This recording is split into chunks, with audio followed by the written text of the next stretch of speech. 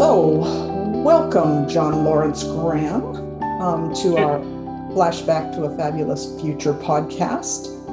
You've written a book called Charlotte's War, and I read through it. I must admit, I had to skim it pretty fast, but I did enjoy the overall arc of the story and the historical context that was shared. So if you don't mind just taking a few minutes to introduce who you are, what your background is, and kind of what prompted you to write this book, then we'll go from there. Great. Cheryl, thanks so much for inviting me on the show. I very much appreciate it, and I appreciate your interest in history. That's something we share. My background is I, for 40 years, taught international business at the University of Southern California and at UC Irvine, and at some other universities around the world. But my second love is history, so that's part of the reason why I wanted to do something substantial in the area of history. The purpose in writing the book is to promote peace, and so I have several books that try to do that. Even my business books, mainly I write about international business and international negotiations. And the concept behind that is that the best way to build peace is through international trade. But I also have a couple other books. One is on drug policy. The title of that book is called Spiced, the Global Marketing of Psychoactive Substances. And the purpose of that book, it has a chapter, for example, on salt and sugar and marijuana and alcohol and tobacco and cocaine and opioids. It has each of the chapters and talks about how they're marketed in similar ways. And the peace goal there is to keep peace in the streets. The drug war has been very costly and based on a lot of mistakes in lawmaking and also some terrible marketing practices. Another book I have, we're doing a third edition that'll be out later this year. The current edition is called All in the Family, and it's about multi-generational families, and they were trying to help create peace in the home, particularly trying to settle the problem of baby boomers. And they're certainly in large numbers moving in with their kids, and that will continue for the rest of the century. And so we're trying to create a peaceful, creative atmosphere there. And then Charlotte's War, that's my novel, and this came out just this last May. And it's a book about an extended family trying to navigate through three different wars: World War II, the Korean War, and mostly it's about Vietnam. Charlotte and her son Jack are the main fictional characters. She's basically, I'll get into her character a little bit more, but she was raised in China as the daughter of missionaries there, and she gets a PhD in anthropology and becomes a key peace protester during the Vietnam War. And her son, as did her husband and brother, is headed in the direction of harm's way. And she's trying to bring an early end to the Vietnam War through her various contacts. So that's what the book is about. The historical characters are Henry Kissinger and Ho Chi Minh, and they interact with Charlotte. And that's what most of the book is about. The historical context is completely accurate. I take a few liberties with some conversations between Nixon and Kissinger, but basically it's right out of the history books I studied to bring those characters to life. But whenever they are interacting with Charlotte or other fictional characters, then it is fiction. But anyway, I'm happy to talk about the facts of the Vietnam War. I kind of lived through that area. In addition to my academic background, I also served 9 years in the U.S. Navy in underwater demolition and SEAL teams.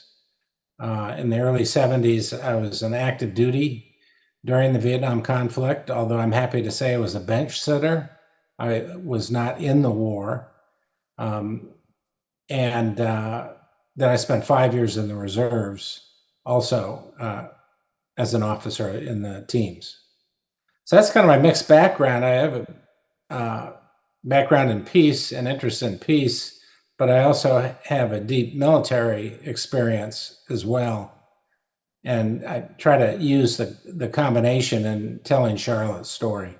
Yes, thank you. And I think one thing that you and I definitely share is a desire for peace. Now, and I'm sure you would also agree with this, I've had some conversations prior to this, but is that peace doesn't always come because we always agree on issues or that we see things through the same, lens. History can be either viewed or interpreted. As a student of history yourself and myself too, sometimes I will read about an incident in history and read three different authors' interpretation of what happened. And it can be like, oh my goodness, is this even the same event that happened? Because people see things so differently. And I think that's good. I don't think that's a bad thing. I think that it's really helpful. The more perspectives we have, I think the better decisions that we make moving forward. If we only look at things through one lens, then we tend to want to move forward either from that perspective or because of that perspective. I appreciate, and as I was reading through the book, Charlotte's War, there were some times in there, I find myself maybe disagreeing a little bit, but I thought, this is interesting. And as I read on a little bit more, I was like, oh, I can see how he, came to that conclusion, or how, and then it in some instances would change my mind. In other instances, it would, I wouldn't say reaffirm my own position, but it just made me look at things differently. And I think that's something really important in the world we live in today, is to be able to think critically and to look at things through different lenses.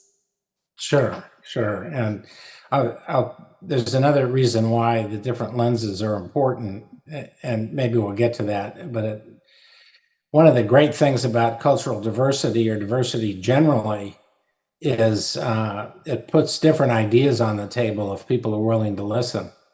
And that leads to creative outcomes where everybody is better off. But the main theme of the book, the main underlying theme, is hopeful. And that is that we're just about through with coercion in international relations. If I look back at World War II, or even go back to World War I, the last century, imperialism basically came to an end. I mean, the big event was the British giving up India. But right after World War II, the United States gave up the Philippines. The French were kind of laggards, and thus we had decades-long war in Vietnam, but they have eventually given up most of their colonies as well. And colonialism, by its nature, is coercive.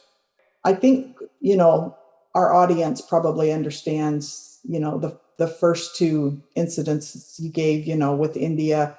But this was something that was very enlightening to me as I was reading through your book, was the connection between the French and Vietnam. I don't think most people realize that connection. Do you mind elaborating a little more on that?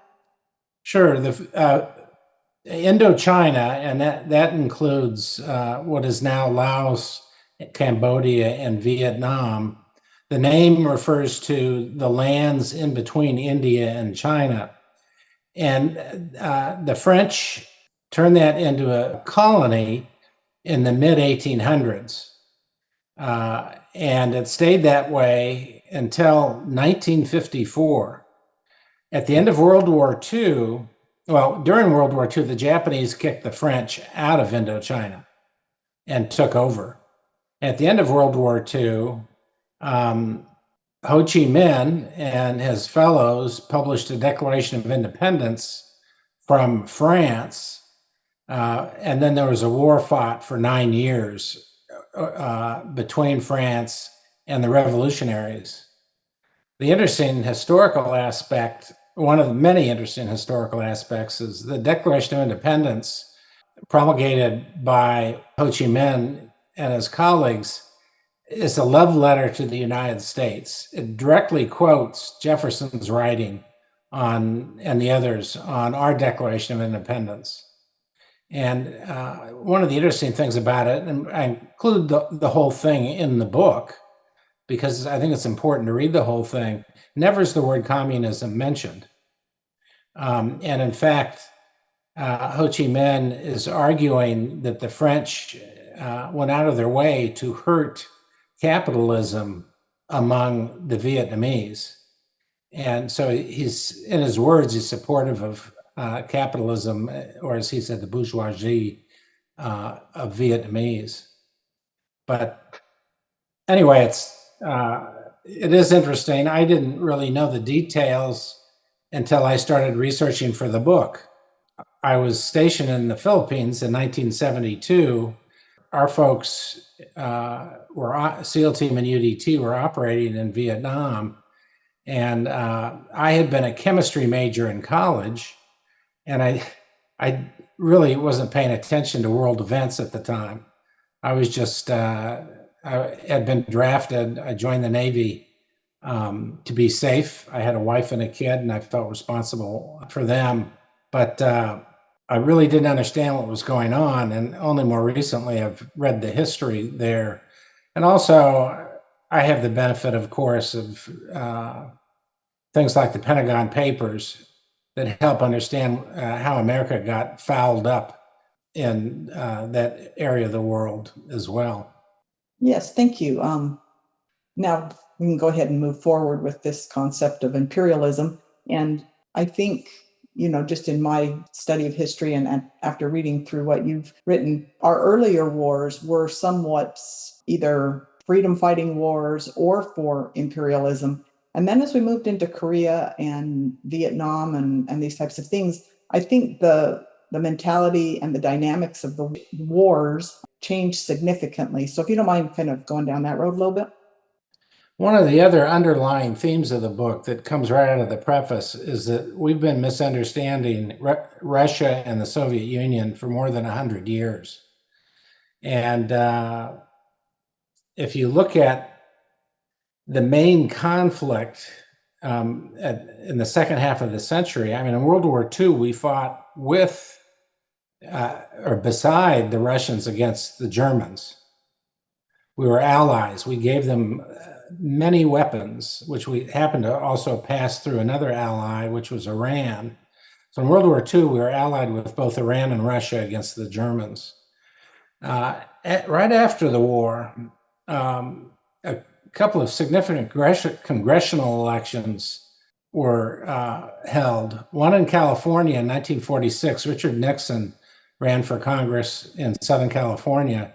And then on the East Coast, John Kennedy ran for Congress in 1946 in Massachusetts. They represented two different views of international relations, and those really translated into the 1960 presidential election. But Kennedy was arguing for engagement, things like international trade. And Nixon's main political tool was scaring people about communism. And the silly thing about that most Americans don't read Karl Marx. Most Americans don't read Adam Smith, actually. But those are the two kind of competing philosophies, both from the 17 and 1800s. And Marx theories about communist revolution only work when you have rich people and poor people, or proletariat and a bourgeoisie, as he described them.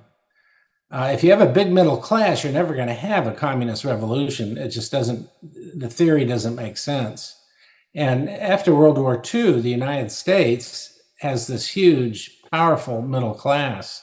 And so Nixon was using fear of communism as a political tool. He described his Democrat competitor in Southern California, the incumbent, as a pinko, literally. And Nixon used that fear of communism throughout his career. And that delivered the Vietnam War to us.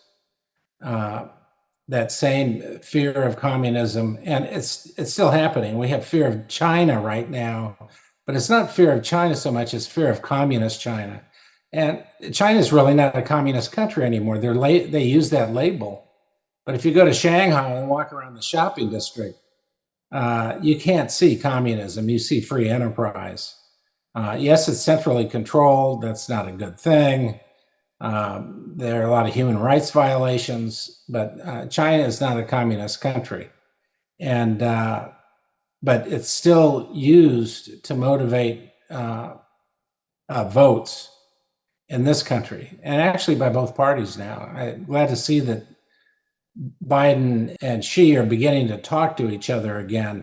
At least there's some indication that they're going to do that, because that's actually been quite a good relationship for the last 50 years, a positive relationship, and it's time we get back to that.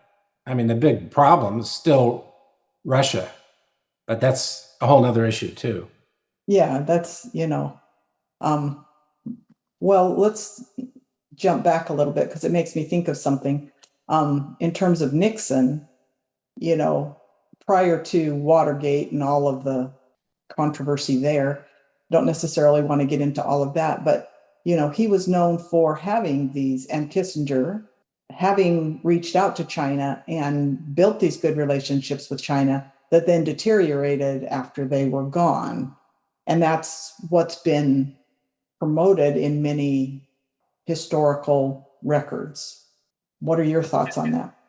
Yeah, well, it was a big deal for Nixon to go to China, although the history of it is there were some congressional members who were thinking of trying to reach détente with China as well. Prominent is Teddy Kennedy was talking about going there. But Nixon and Kissinger did break the ice. Their goal in the negotiations in 72, and they went in February 72, and they went to China, was to get China to lean on Vietnam to capitulate to American demands.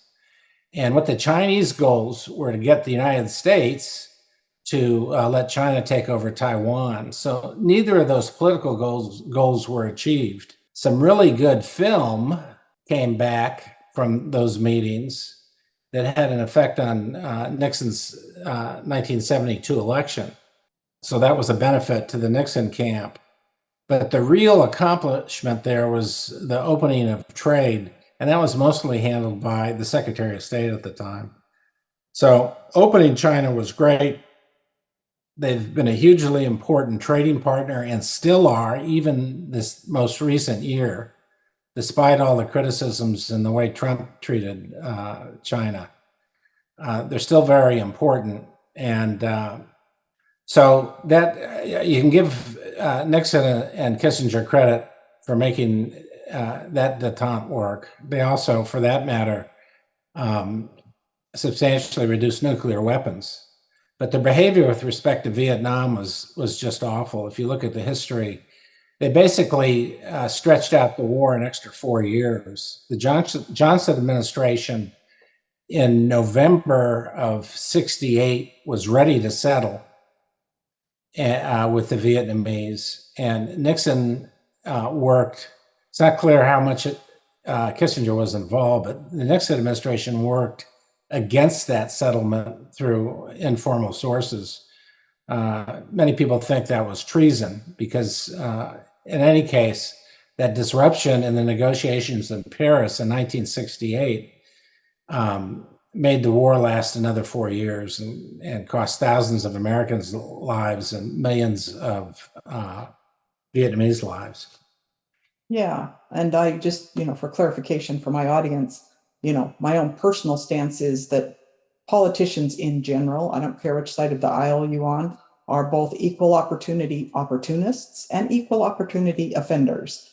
So I see things depending on the day and the issue, it's a little bit in different ways. But let's jump back to JFK, because I think people perceive, and I could be wrong, but I kind of grew up, I was a baby boomer, with JFK being in support of the war. And I know we're venturing into conspiracy theory area, don't really want to go down there, but if you have any factual information, from what I read, I don't know who killed Kennedy, don't really care at this point in time.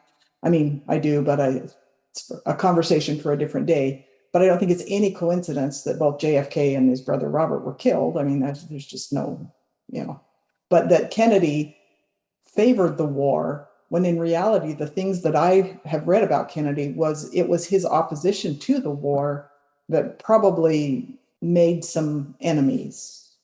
Yeah, it was interesting. Right at the beginning of the book, we look at the Kennedy-Nixon presidential debates. And those are really interesting because Nixon was arguing his usual Red Scare, hardline, get tough with the Russians and the Chinese. And Kennedy was arguing more for engagement, for things like the Peace Corps and having ambassadors learn languages. And he was interested in trade. But he did in the debates say things about communism as slavery. And so the general belief on both sides of the aisle was that communism was a danger, particularly in international relations. So I agree completely. If you look at Vietnam, maybe the worst decision maker than Nixon was Johnson. Johnson just poured troops and weaponry and into Vietnam. It's hard to say what Kennedy would have done facing the same circumstances. He had been sending, Kennedy before he died he created SEAL Team and the Green Berets specifically to train people in other countries, do proxy wars. And but that missions creeped in Vietnam, and both those things that he created got involved in combat. And Kennedy lied about that on television in people's living rooms at the time. But I don't know where Kennedy would have taken it had he survived, or for that matter, his brother. His brother was arguing for peace in Vietnam, and had he been elected against Nixon, and he may very well have been, things would have turned out differently, I'm sure. But the guy that really took the violent approach in Vietnam was Johnson. And Nixon started pulling troops out right away. And I was the beneficiary of that. When I was stationed in the Philippines, we trained some Vietnamese frogmen how to get in and out of a submarine.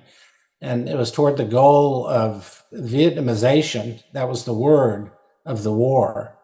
And through his term beginning in 68 and going all the way to 72, he continued to pull troops out while he was bombing the hell out of places like Laos and Cambodia, illegally, by the way, and also North Vietnam.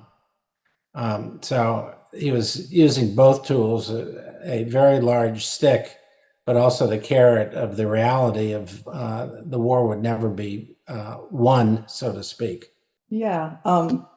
And just switch gears just a little bit here. And I find this very interesting because I think we don't talk about, Korea, Vietnam, those periods of time very much because of the controversy surrounding them. And I think I don't know, there's too many political players that I think have either been glamorized or villainized, depending on how people view things. But in your book, Charlotte's War, there's a couple things that I thought were interesting that came out early on, with the advent of the radio. And I mean, people having radios in their house. I realize radios came prior to World War II, but in addition to that, television, Kennedy was so charismatic, and so, his ability to communicate with an audience, especially over TV, I think really helped him significantly. And I'd like to talk a little bit about technology and its impact on politics as it started there. The other thing I'd like to get to, and we can get through the technology discussion first, is in the book Charlotte's War, Charlotte she was engaged or whatever to this young man, and they weren't married, and she ended up, getting pregnant. And it was after that period of time when birth control kind of came onto the scene. And I find it interesting, another interesting discussion on the impact that, birth control played a significant role in changing the whole dynamic of women's rights and women's, ability to be more integrated into everyday work society, I guess. Charlotte, as you mentioned, Mhm. was an anthropologist. Is that right? Yes. That's the title. Yeah. And, she did have pretty good success for her period of time. So anyway, if you could jump back to what you believe is, the impact of technology on politics, and then we can move into the other discussion. Well, we can talk about TV and birth control. Both important technologies that have had a huge impact on everyday life and world politics and have the potential for even more, thankfully. I'll go back to the term. Well, let's see. Let's start with TV. So, in the preface, I talk about a trip I took to Russia. This is real history, real experience I had. In the preface, I went to Russia in 1989. I was there to teach Russians how to negotiate with Americans and Japanese, because the Russians were interested in.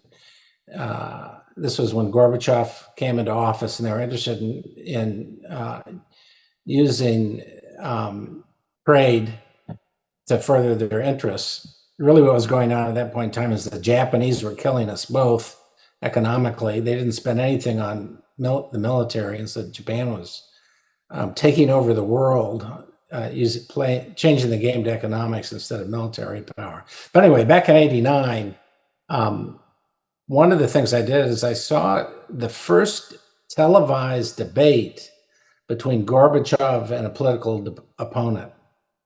And I saw it in a resort hotel northeast of Moscow. And the hotel, there's a big TV in the lobby, and nobody was outside. Everybody was in watching that debate because they had never seen such a thing. So the 1960 debates were important because they changed this. Charisma became happen in your living room. All of a sudden, you could see a politician in your living room saying what they were going to do, lying what they might do, all those kinds of things. And one of Nixon's big problems, which I mentioned in the analysis, one of the things I study is nonverbal behaviors in negotiation. And Nixon was blinking a lot, which is usually a tell for a lying.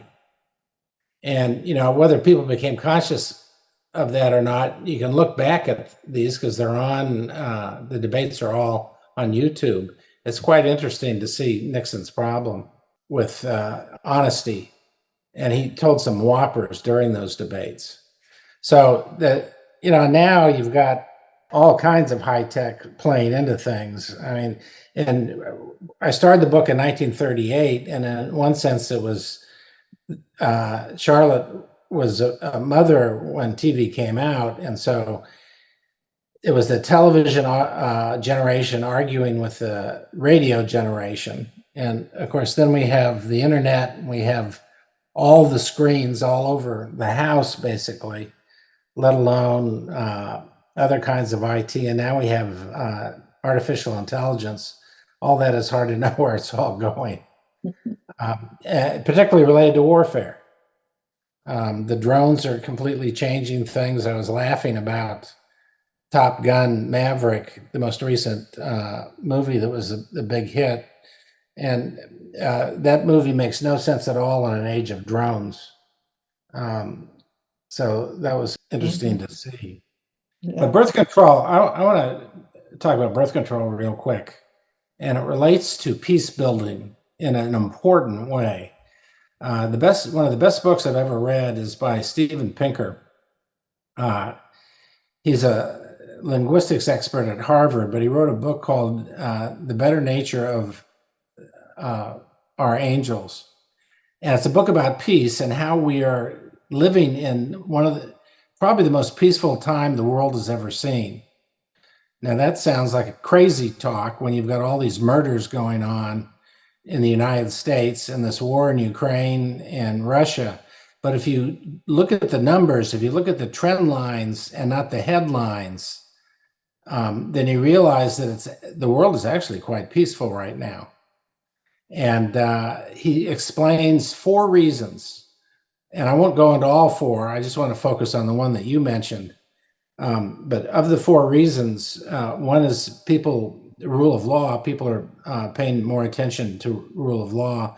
One is rule of reason. So a lot of the wars in the past were based on religious reasons. And now we have fewer wars because we aren't fighting so many of those. The third thing he mentions is women. He found that when women were higher up in government, there tended to be less military solutions to problems. And then the fourth one I like is with more trade, you get less war. But birth control changed society and changed the roles of both men and women. And they're still changing. But with women in more powerful political positions, they're basically shedding the coercion of the United States by men in the past century.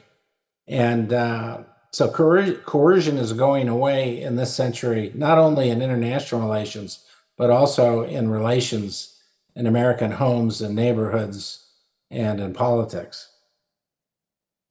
Yeah, I those are very interesting points, and I agree.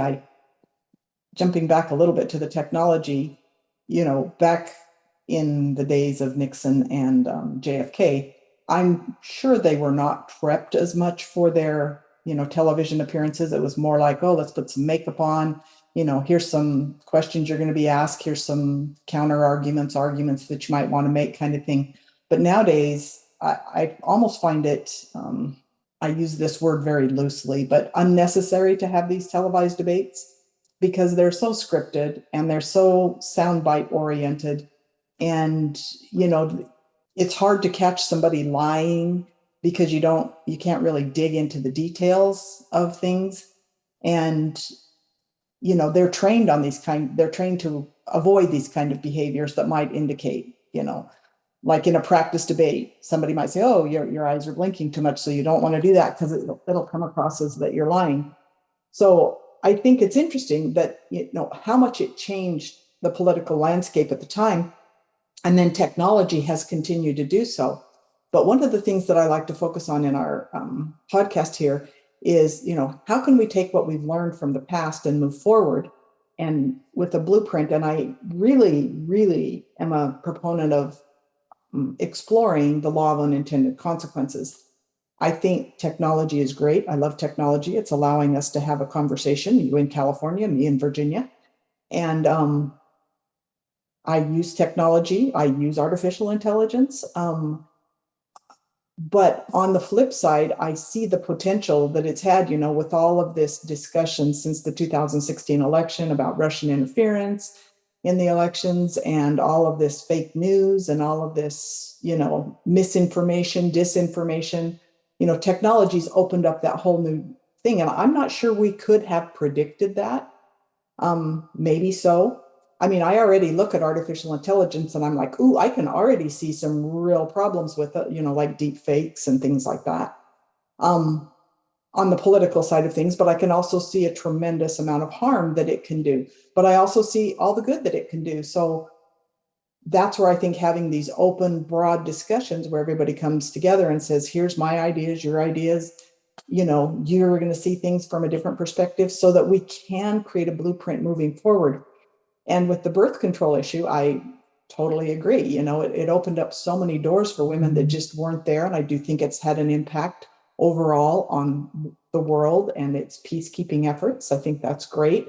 But just recently, and I guess it's of some interest to me because, I took birth control when I was younger and then had a hard time getting pregnant. And then I have since been finding more and more studies that say, oh, if you take birth control for an extended period of time, and I mean like, 10 years plus or something, and then you decide you want to get pregnant, it can inhibit your ability to get pregnant. Now, I'm not saying that's the case. I'm just saying that's, some of the information that's coming out. So for all these things that are really good, and there's always a downside to something. And so I don't think that we should say no more birth control. That's not the solution by any means. Or women, stay home. That's not the solution. Or get rid of technology. That's not the solution. But that's why I like having these discussions, because I think it helps people see things through a much larger lens. And hopefully we'll never be able to predict the future. Of course, all these sci-fi books would help us on some level. I think some people are very creative in their interpretation of what the future could bring. But yeah, so what are your thoughts on that? Well, you've raised a lot of different Yeah, I know. things to talk about. But let me go back to TV. And what TV did was really to elections in the United States was it just brought a ton of money in. And really the country's electoral system is corrupted, not in the way Trump complains, but it's corrupted by all the billions of dollars flowing through getting on television advertising and other kinds of advertising. And the people in Congress and in government are not interested in changing that. And the only thing that's going to change it, I think, is if individuals start asking sitting politicians a very simple question.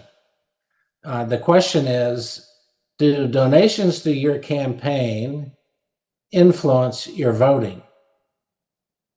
And they're going to say no. They're going to lie to your face. But we need to be asking that question to get that basic truth out on the table.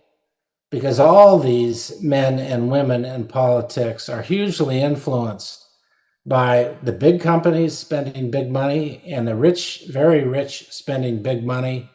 And citizens aren't being represented. That's why everybody is so cranky with government generally. It's not just the Republicans or the Democrats, it's both of them. Mm-hmm. Because government isn't serving the people the way it was intended. And the parties are both to blame. If you go back in history, George Washington thought political parties were a bad idea. And that's really true, because the candidates represent the parties and the money that the parties raise. They don't represent their constituents.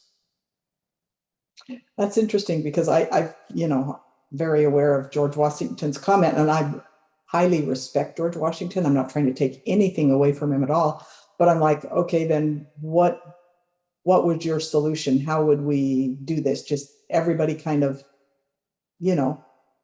everybody run who wants to run. And yeah, I agree. And I go look at FEC filings and see who's donating to your politician, your favorite politicians, campaigns. Yep. But I also think technology can also possibly be a solution to this, because we can organize more grassroots efforts and we can have more conversations like this, just amongst everyday people. And I don't have a political agenda on this podcast. I don't get the impression you have a real political agenda. You have an agenda, and it's to bring peace, but that is not necessarily, I don't see that as a political agenda. I just see that as, a worthwhile pursuit. And so I think technology, has brought about our ability to do that. So I think that's wonderful. And I think we need to embrace that and find ways to use that in a, productive way. Well, I think the main thing is to elect independents. Mm-hmm. And who will promise to represent people, not the money. It's really a congressional campaign you can do for about $25,000 as a minimum campaign. One of the things that's nice about the internet is people can easily look at where a candidate stands on the website, if they'll bother to do it. But right now, people are getting too much information from the television, Mhm. which is controlled by the money. Mhm. And so I see hope for the technology helping in that, just as you described, helping us communicate better. But uh, the people have to stand up against all this money being spent, because I mean, if you make a small donation, you get no attention from your congressional representative. The congressional representatives are paying attention to the party, which is in many cases their biggest donor, but also the big donors. And so we people being served by the current political system. And I think we ought to be comparing to how they do it in other countries. I don't know if the British Parliament has the same kinds of problems, but anyway, Yeah, another big topic. yeah, it is. I mean, we could have a whole nother, podcast on this topic, but I do think you're right. It's hard for us, and I air quotes here, little people, to recognize the power that we have. We feel so neutered by all of this big money, all these big donations. And I've been trying to pay a lot more attention to my politician. Where does he get his money from? Because you'll hear him on one side say, "Oh, I really am against, all these social media giants." Well, but I look at your FEC filings and I see you're getting mountains of money from them. And then I look at the way you vote and I go, "Oh, I see. You're voting the way they want you to, but you're talking to me the way you think I want to hear." And Exactly. it's so hard, but I keep trying to tell people, don't listen to what they say, watch what they do. Yeah.